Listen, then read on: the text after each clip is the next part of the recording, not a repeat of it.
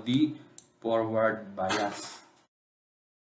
B sub D must be greater than 0 in order for the voltage to be or pushes in order for him or to have enough electromotive force to push the electrons on the other side. So again, this must be greater than 0. And that condition is known as on condition. So I will explain. The symbol of a diode is like this, wherein there is anode, a positive, and cathode is a negative. And inside the diode, there must be a supply voltage to be injected so that it can conduct and overcome yung sinasabi nating depletion region voltage na 0.7 volts kung siya ay silicon, ng 0.3 kung siya ay germanium. So let's say literally like this. Initially, if there is no supply, the condition of protons and electrons inside the diode is like this. So more on the positive p-type region, more on positive. Majority here is positive. And on the n-type region, n-type region, majority here is negative. So meaning almost 90% or 99% here are negative and almost 99% here are positive. Okay, now injecting a current coming from a positive source. So this is positive. By the principles of physics, same polarity repel. So what happened? It will push yung positive voltage going to this direction. And on the other side, this is negative. It will push the electrons going to this direction. So in other words, yung depletion region ko dito will become narrower kasi there is a force coming from both sides. So kung siya ay narrower, liliit siya ng liliit. So kung maliit siya, imagine this is a gate, literally, yung electrons from negative will jump up or easily can jump up doon sa kabilang side kasi maliit yung kanyang barrier. So in that case, the diode will conduct electricity and it allows the flow of current. So yun yung tawag na forward bias. Okay. So just read what we have discussed here. So that is forward bias, wherein the majority current o carrier, which is the positive, pushes doon sa side na yun, and also yung majority pushes on this side.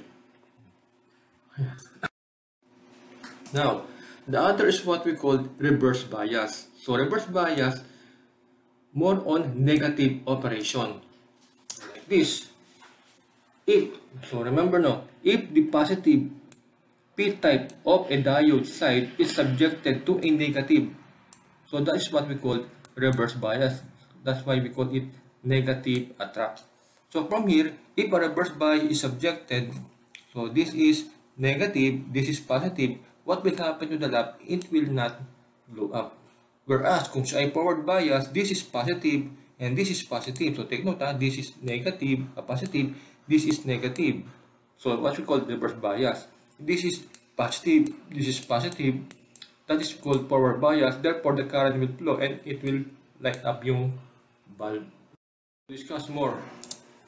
For a reverse bias condition, the voltage here must be less than 0. So like this, to operate like this. Again, same condition, there is anode positive and there is cathode negative.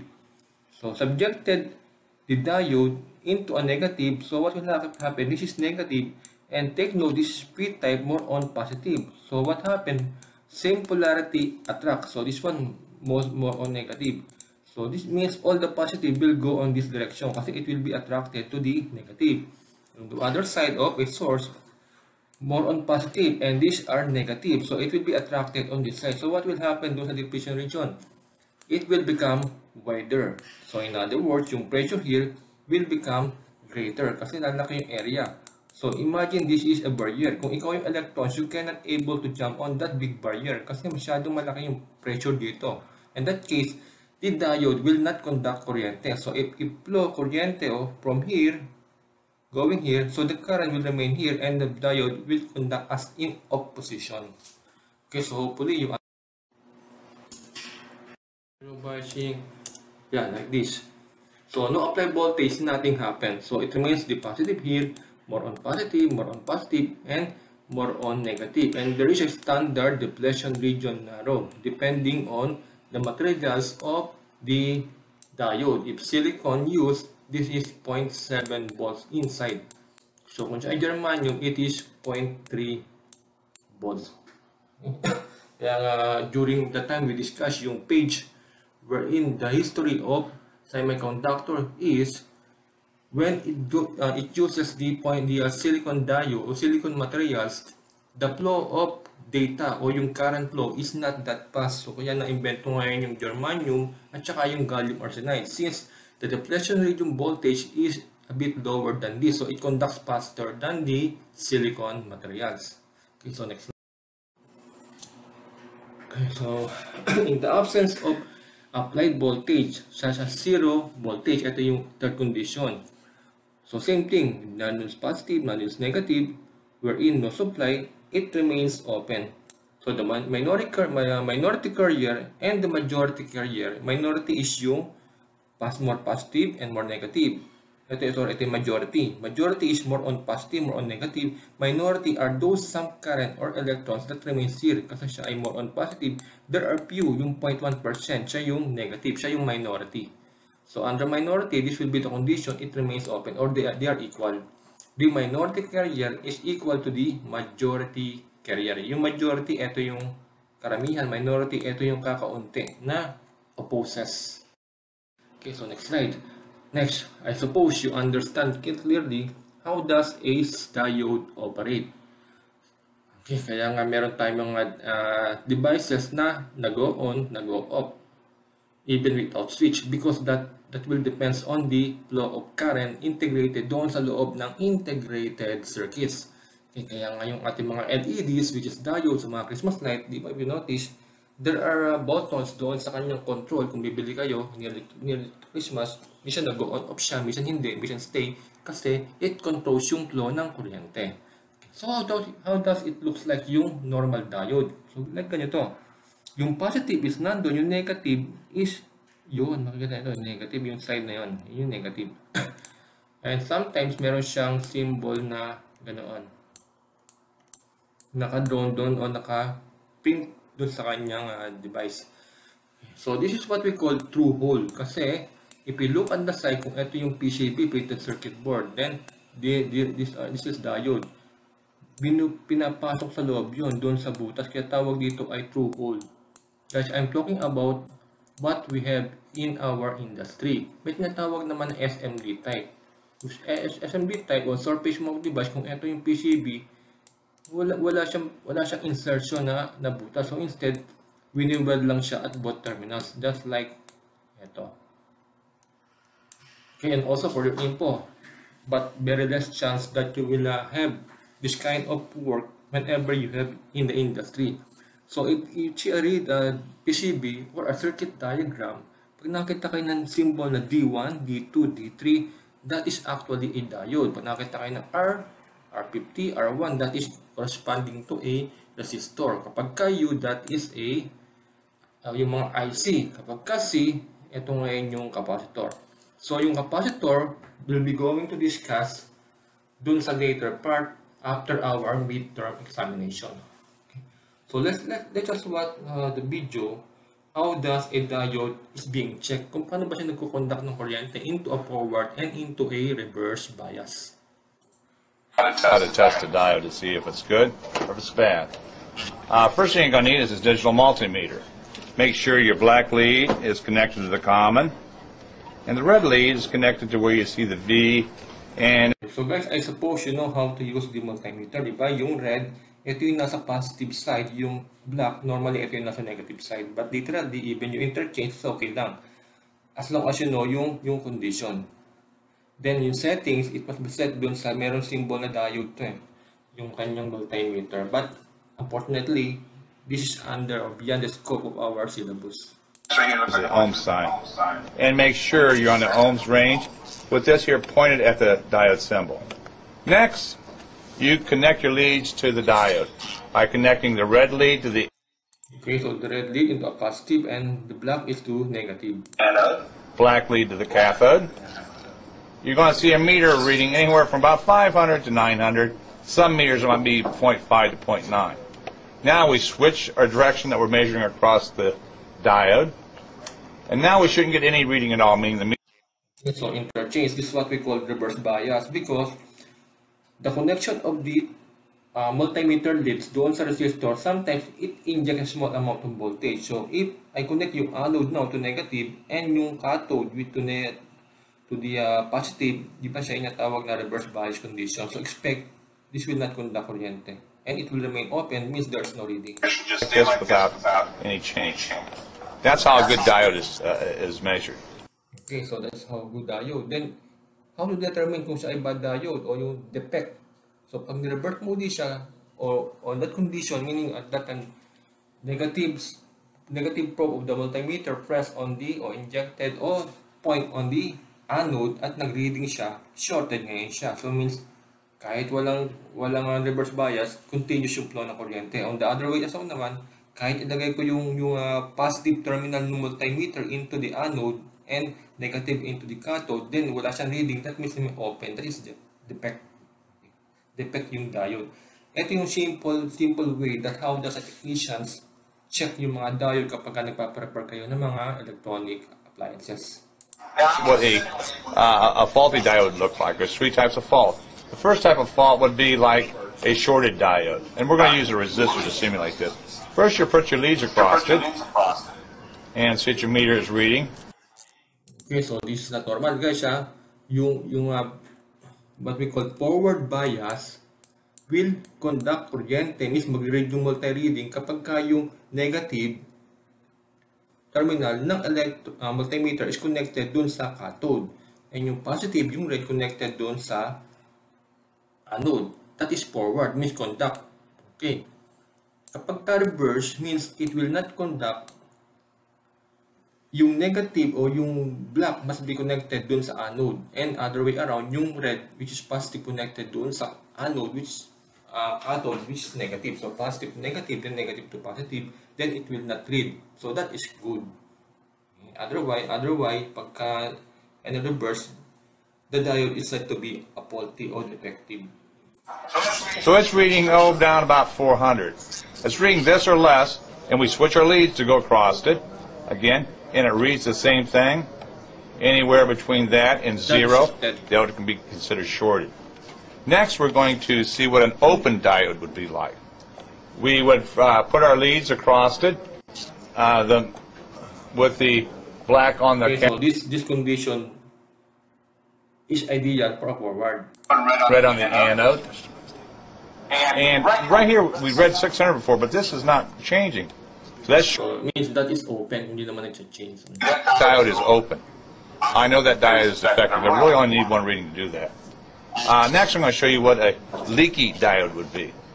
On a leaky diode, I got to take two readings. First, I put the black on the cathode, red on the anode, and I read normally what I would have in a good 600, again 500 to 1,000 would be good.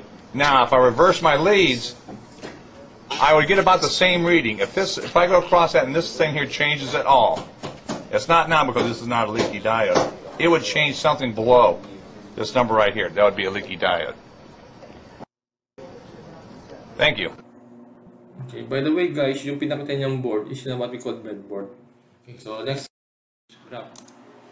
Yan. Ito yung knee voltage wherein the diode will conduct. Ito yung kumbaga sa pelikula, ito yung plot. The knee voltage is, again, as mentioned, 0.7 if the materials used in diode is silicon, and 0.3 for germanium. So greater than the diode here, conduct easily. Less than, conduct poorly. Ito yung forward. Ito yung reverse bias. Also, since all materials were in current is passed, hindi nawawala yung R, yung resistance. So what we call that bulk resistance. Bulk resistance is the resistance opposes dun sa flow of kuryente, dun inside, dun sa depletion region. So we call that R sub B, but other books is different. Guys, someday, but very less chance, pag napunta kayo sa industry, sa amin kasi sa semiconductor, if you want to order yung isang diode, there's what we call part number. Comparable sa tao, ito yung kanyang name, surname, nickname. So, when you call a particular part number, it has a unique diode of internal resistance o yung tawag natin na bulk resistance. So for this case, minimum niya is yun, ohms, but hindi yung, meron din siya natawag na conducting current like this. But it depends on the part number. This is what we call part number. Just for your information. Part number. Okay, so power is voltage times current. Voltage times current can get the power consumed by that diode. More than this power, and you subject current and voltage beyond this capacity, masusunog ngayon yung diode. Slides. Next, the analysis of diode calculation is based on what we call approximations. Oh, by the way guys, after your graduation, please erase. Bakit pwede pala? Erase your term na assumption in your dictionary. So guys, wala dapat tayong assumption. All you have to do is estimate or approximate. The lower the tolerance of approximation or estimate is better, di ba? I can't remember if I explained to you in the previous slides, di ba? They say, may date kayo ng boyfriend, girlfriend nyo. Dinner. So, if you're a boyfriend, it is appropriate for you to tell to your girlfriend, babe, kita tayo ng, assume mo, mga 7 o'clock ng gabi. Hindi pwedeng ganon. So, better to say, babe, kita tayo ng around, approximate mo ng 6:55 until 7:10 ng gabi. So, meron tolerance. So, under approximation, there is what we call first, second, third. Mostly, yung first approximation is done under the technician level. So, sa industry, ito yung mga nag-graduate ng professional. Then, yung second is for engineering level, yung mga BS. And third approximation is for the research. Ito yung more accurate. So, let's discuss in a brief discussion. So, first approximation is treated like a either forward or reverse bias. It depends. So, in diode, acts like a switch. If forward, close switch. If reverse, open switch. So, in first approximation, wala nga pa tayong assumption. Sorry, first approximation said, kapag ka forward, immediately conduct. Pag reverse, immediately block. Yun yung first approximation. So, ginagamit ng mga technician using multimeter. Second approximation, so a nearly more accurate, it is considered yung depletion region voltage. So, hindi pwede sabihin of forward conduction, reverse, block. So, meron ganito. So, under computation, sinasama ngayon. So, kanina, under first approximation at na-conduct siya immediately nandito. But this time, it considers yung certain time before the current reaches yung overcome yung 0.7. Kaya, meron tayong delay. So, ito yung more accurate. And third approximation is to be included yung bulk o yung internal resistance ng diode. More nearly accurate siya. So, instead of straight, medyo nag-bend ng konti because it reduces yung flow of current. Ito yung more accurate. So, this is mostly used by the higher analysis via oscilloscope. But this is the work of the ECE. So, that's a test. Based on the given circuit, can you identify which approximation is being used? So, recall, yung first approximation is simply on-off forward reverse. The second approximation is also on-off forward reverse but considered ngayon yung voltage depletion region. Yung third approximation is on-off like yung 1 and 2 but it also consider aside sa voltage depletion kasama rito yung bulk resistance. So from here, since given ito yung load to guys, itong load, hindi siya yung bulk resistance, supply, voltage, diode, on switch. So ito yung first approximation. What about kung ganito? Supply, load, diode, meron siyang depletion region na 0.7. So, ito yung second approximation. And of course, depletion region kasama yung bulk resistance. So, this is the third approximation. So, by just simply looking at the circuit, you know how accurate it is being analyzed using first, second, third approximation. But again, unfortunately, we cannot discuss furthermore on how these approximations are being deal. Kasi we are just talking about the basic. Now, the three equivalent module circuits of a diode. So how does it represented by a circuit? So number one, we call that piecewise, sa mga SOSI, piecewise linear equivalent. So, considering a silicon material diode, so supply a forward bias, so current will flow and develop voltage. Until that voltage exceeded yung 0.7, it will conduct. So, siyempre medyo bend siya under centered approximation, including yung bulk resistance. So, pag piecewise equivalent, ay yung kanyang circuit, ideal circuit.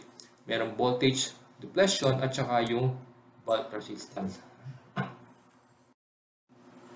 So, just read what we have discussed about the piecewise.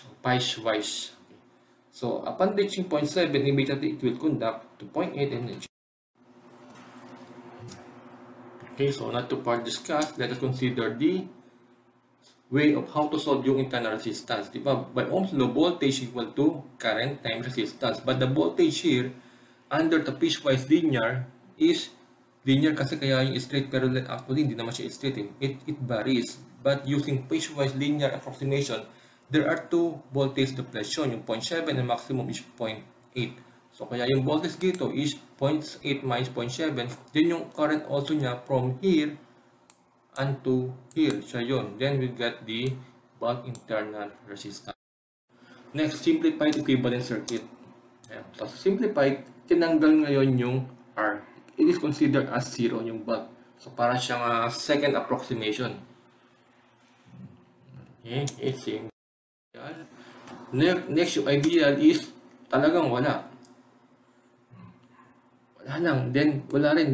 It's not also considered yung voltage. So, para sa ito yung first approximation. Wherein, when the diode is said to be forward, immediately it conducts and it reverse, it block current. Okay, so, parang ganito lang. So, wala. Kung meron akong voltage dito na equal to something, this is what we call first approximation o yung number 2 ideal circuit. Kung meron akong resistance dito, ito yung third approximation o yung piecewise linear circuit. So, diode equivalent circuit in summary. So, yung piecewise o piecewise is meron tayong depletion voltage plus yung internal resistance. Kaya, before it conducts, it considers ngayon to overcome yung 0.7 kung siya ay silicon and 0.3 volt kung siya ay germanium. Then, hindi siya straight up, kundi medyo bend kasi yung resistance used to block o resist yung flow of current, kaya medyo hirap. Yung simplified model number 2 is considered like this, wherein yung internal resistance is being removed. So, kaya, also it considers yung seconds or microseconds in order to overcome the 0.7 tsaka 0.3 depletion volts. Then one is conduct immediately pataas. Wala siyang bend kasi wala siyang resistance. And yung ideal, yung number 3 is tinanggal din to. So just simple. Pagka on, off kagad siya immediately. It's not considered ngayon yung delay. So now, diode rating. So diode rating is being used by the engineers when reading which appropriate diode to be connected to kanilang circuit no sa actual. So the most important is yung apat. May tinatawag na breakdown voltage wherein the voltage applied to a diode is at maximum. More than this, posibleng masunog o most likely masunog ngayon yung diode. The average forward current. So ito yung conducting current. So the maximum current that the diode can conduct when subjected to a specified voltage. Hindi pwede yung mataas na voltage. Next is maximum surge current. Kasi ang supply voltage every wing, ideally, hindi kung ikaw ay ganito, hindi ganon. Normal is ganito eh. But merong case na biglang tataas. Yan. So ano ba nangyayari? Di ba sa bahay natin, normal yan. Biglang nawalan ng kuryente. Then, sudden na entry kuryente, yung unang spec niya may dumataas. O kaya, pag normal is ganito, biglang merong kumuha ng load, biglang bababa. Biglang may nag-angat ng load, yung tataas. So, what we call surge o yung spike. And lastly, yung kapag ka-reverse, yung maximum reverse current that it can conduct before it's said to be in a block position o yung reverse bias. Now, diode configuration. We have a series diode configuration. So, paano ba siya kinoconnect? Series from silicon, like this. So, parang second approximation. Then, For ideal, hindi kasama yung 0.7. So kung merong volts, yung configuration niya is to be considered yung 0.7 volts. Kung forward, kung reverse, syempre open. Then kung ideal, 0 ngayon, not considered yung 0.7 kung forward. Then kung reverse, again, open. Similarly, same as ito. So ito yung forward. Reverse condition, kasi open eh. Forward, but not considered yung voltage. Then reverse condition, which is the series diagram. Reverse. Yan. So take note, this is positive, so forward bias. The circuits look like ganito. Ayan. So positive but negative. So this is what we call reverse bias. So under series diode configuration, pag reverse siya, since this is positive, this is negative, initially yung flow ng current will be blocked. So yung state niya is under ng opposition. Kasi opposite siya, positive, tapos negative yun. So what will happen? It will push yung majority carrier dito. Same thing dito. Sorry, positive pala siya. Sorry, negative. Mali. Reverse. So, yun. It will pull yung majority carrier. And also, like this, it will pull. So what will happen dun sa kanyang depression region is magiging na wider. So, the end, wala supply voltage and also zero current kasi naka-opposition yung kanyang condition or what we call reverse. And this is to be depicted on our sample number problem and which is to be discussed after this module. Next, parallel and series configuration. Kanina is only series. Now, there is already a parallel. So, same condition. How to analyze, determine the configuration. Kung siya by series parallel, configuration means ano ba yung state ng voltage, positive, negative, and ano yung kanyang nearest doon sa ganito. So, if you consider like this, positive, therefore positive, negative. So, ito yung under forward bias. So, positive, under positive, this is also forward bias, means they will conduct. So, second, determine the state of diode, forward, then you can use the computation under ideal or equivalent model. So, before we proceed to sample problems, let us watch the video summarizing what we have discussed on the diode and each operation.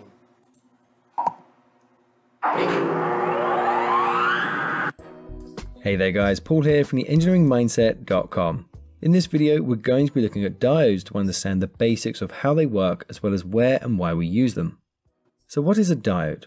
A diode looks something like this and it comes in different sizes. They typically have a black cylindrical body that has a stripe at one end as well as some leads coming out to allow us to connect it into a circuit. This end is known as the anode and this end is the cathode, but we're going to see what that means later on in this video. You can also get other forms such as a Zener diode or an LED, which is a light emitting diode, but we're not going to cover those in this video. A diode allows current to flow in only one direction in a circuit. If we imagine a water pipe with a swing valve installed, as water flows through the pipe, it will push open the swing gate and continue to flow through. However, if the water changes direction, the water will push the gate shut and this will prevent it from flowing.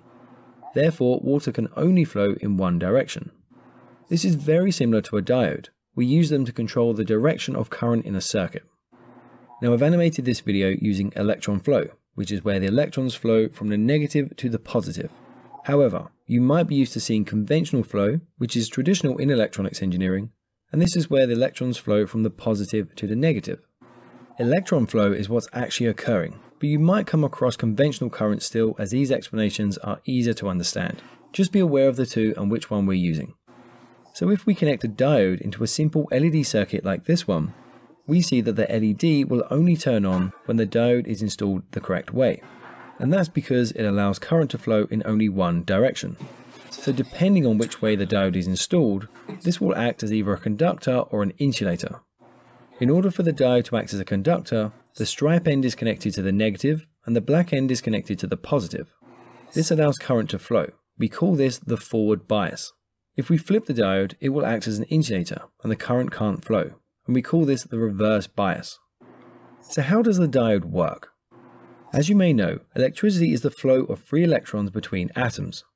We use copper wires because copper has a lot of free electrons, which makes it very easy to pass electricity through. We use rubber to insulate the copper wires and keep us safe because rubber is an insulator, which means its electrons are held very tightly and they can't therefore move between other atoms. If we look at the basic model of an atom for a metal conductor, we have the nucleus at the center, and this is surrounded by a number of orbital shells which hold the electrons. Each shell holds a maximum number of electrons, and an electron has to have a certain amount of energy to be accepted into each shell. The electrons located farthest away from the nucleus hold the most energy. The outermost shell is known as the valence shell, and a conductor has between 1 and 3 electrons in its valence shell. The electrons are held in place by the nucleus, but there's another shell known as the conduction band. If an electron can reach this, then it can break free from the atom and move to another. With a metal atom such as copper, the conduction band and the valence shell overlap, so it's very easy for the electron to move. With an insulator, the outermost shell is packed. There's very little to no room for an electron to join. The nucleus has a tight grip on the electrons and the conduction band is far away, so the electrons can't reach this to escape. Therefore, electricity cannot flow through this material. However, there's another material known as a semiconductor. Silicon is an example of a semiconductor. With this material, there's one too many electrons in the outermost shell for it to be a conductor, so it acts as an insulator. But as the conduction band is quite close, if we provide some external energy, some electrons will gain enough energy to make the jump from the valence and into the conduction band to become free. Therefore, this material can act as both an insulator and a conductor. Pure silicon has almost no free electrons, so what engineers do is dope the silicon with a small amount of another material to change the electrical properties. We call this p-type and n-type doping. We combine these doped materials to form the diode. So inside the diode, we have the two leads, the anode and the cathode, which connect to some thin plates. And then between these plates, there is a layer of p-type doped silicon on the anode side, and the layer of n-type doped silicon on the cathode side. The whole thing is enclosed in a resin to insulate and protect the materials. Let's imagine the material hasn't been doped yet, so it's just pure silicon inside. Each silicon atom is surrounded by 4 other silicon atoms. Each atom wants 8 electrons in its valence shell, but the silicon atoms only have 4 electrons in their valence shell, so they sneakily share an electron with their neighboring atom to get the 8 they desire. This is known as covalent bonding. When we add in the n-type material such as phosphorus, it will take the position of some of the silicon atoms. The phosphorus atom has 5 electrons in its valence shell, so as the silicon atoms are sharing electrons to get their desired 8, they don't need this extra one, so there's now extra electrons in the material and these are therefore free to move. With p-type doping, we add in a material such as aluminium or aluminum. This atom has only 3 electrons in its valence shell, so it can't provide its 4 neighbours with an electron to share, so one of them will have to go without. There is therefore a hole created where an electron can sit and occupy. So we now have 2 doped pieces of silicon, one with too many electrons and one with not enough electrons. The 2 materials join to form a p-n junction. At this junction, we get what's known as a depletion region. In this region, some of the excess electrons from the n-type side will move over to occupy the holes in the p-type side. This migration will form a barrier with a buildup of electrons and holes on opposite sides. The electrons are negatively charged and the holes are considered therefore positively charged. So the buildup causes a slightly negatively charged region and a slightly positively charged region. This creates an electric field and prevents more electrons from moving across. The potential difference across this region is about 0.7 volts in typical diodes.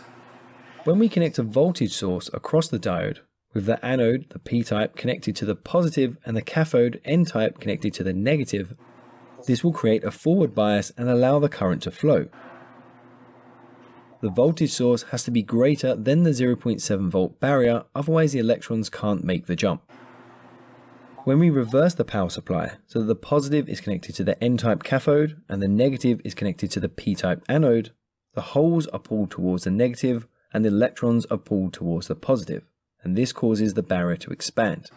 Therefore, the diode acts as an insulator to prevent the flow of current. Diodes are represented in engineering drawings with symbols like these. The stripe on the body is indicated with a vertical line on the symbol, and the arrow points in the direction of conventional current. When we look at a diode, we see these numbers and letters on the body. These identify the diode so you can find the technical details online. The diode will have an IV diagram that looks something like this. This diagram plots the current and the voltage characteristics and forms this curved line. This side is how it should perform when acting as a conductor, and this side when acting as an insulator. You can see that the diode can only act as an insulator up to a certain voltage difference across it. If you exceed this, then it will become a conductor and allow current to flow. This will destroy the diode and probably your circuit, so you need to make sure the diode is sized correctly for the application. Equally, the diode can only handle a certain voltage or current in the forward bias. The value is different for each diode, and you'll need to look up this data to find the details. The diode requires a certain voltage level to open and allow current to flow in the forward bias. If we apply a voltage less than this, it will not open and allow current to flow. But as we increase past that, the amount of current that can flow will rapidly increase. The diode will also provide a voltage drop into the circuit. For example, when I added this diode into a simple LED circuit mounted in a breadboard, I get a voltage drop reading of 0.71 volts. So why do we use them? As mentioned, we use diodes to control the direction of current flow in the circuit. That's useful, for example, to protect our circuit if the power supply was connected back to front. The diode can block the current and keep our components safe. We can also use them to convert alternating current into direct current. As you might know, AC or alternating current moves electrons forwards and backwards, creating a sine wave with a positive and a negative half. But DC or direct current moves electrons in just one direction, which gives us a flat line in the positive region. If we connect the primary side of a transformer to an AC supply and then connect the secondary side to a single diode, the diode would only allow half the wave to pass, and it would block the current in the opposite direction. So the secondary side of the circuit experiences only the positive half of the cycle, so it's therefore now a very rough DC circuit, although the current pulsates, but we can improve this. One way to do that is if we connected 4 diodes to the secondary side. We create a full wave rectifier. The diodes control which path the alternating current can flow along by blocking or allowing it to pass. As we just saw, the diodes allow the positive half of the sine wave to pass, but this time the negative half is also allowed to pass, although this has now been inverted to turn it into a positive half also. This gives us a better DC supply because the pulsating has greatly reduced. But we can still improve this further. We simply add in some capacitors to smooth out the ripple and eventually get it to a smooth line, closely mimicking a DC supply. We've covered how capacitors work in great detail in our previous video. Do check that out, links down below. So how do we test a diode? So we take our diode and our multimeter. We connect the black probe to the end of the diode with the stripe. We then connect the red probe to the opposite end. When we do this, we should get a reading on the screen. For example, this model 1N4001 diode gives us a reading of 0.516 volts. That is the minimum voltage it takes to open the diode to allow some current to flow. If we now reverse the leads connected to the diode, we should see OL on the screen, which means outside limits. That's telling us that it's not been able to make a measurement, and that's a good thing, because it means it can't complete the circuit, so the diode is doing its job. If we were to get a reading connecting on both configurations, then the component is faulty and shouldn't be used. To test the diode in a circuit for voltage drop, we simply move the multimeter into the DC voltage function, and then we place the black probe on the striped end and the red probe on the black end. This will give us a reading, for example, of 0.71 volts, which is the voltage drop. Okay, that's it for this video, but to continue your learning, then check out one of the videos on screen now, and I'll catch you there for the next lesson. Don't forget to follow us on Facebook, Instagram, Twitter, as well as theengineeringmindset.com. Okay, so thank you for listening. I do hope that you clearly understand the operation of diode to include the semiconductor materials. Again, if you have any questions aside from this video, please do not hesitate to send me your email via course messages in Blackboard through our Blackboard discussion, or we can have our collaboration meeting for question and answer, and for fast and easy access, you can send me your question via only via our group chat. Okay, so before proceeding on the next topic, which is transistor, then have some sample problems under the diode.